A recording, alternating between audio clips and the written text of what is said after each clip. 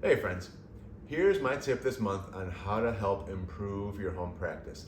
Add the diving dog. This is simply going from down dog right into up dog with your toes curled under and bending your elbows. So of course you'll want to do a little preparation, probably do Sphinx pose for a little bit, always try down dog, do a little planking. So after you've done a little prep, then the idea is, like I mentioned, going from down dog, bending your elbows like you're diving forward right into upward facing dog. Now, start out modestly by just bending your elbows a little bit, but as your strength increases, bend your elbows more.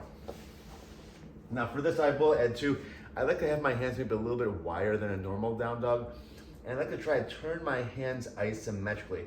My right hand, I'm trying to turn clockwise, left hand counterclockwise.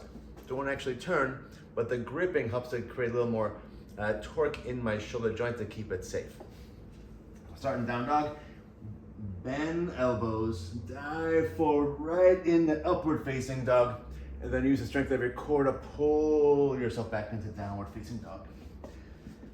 Dive forward right into up dog, and exhale to down dog. So give it a try.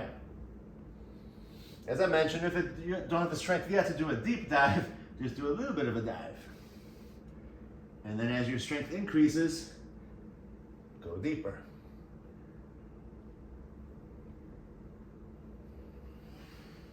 All right, so give those a try. Let me know what you think, and I hope to see you in class soon.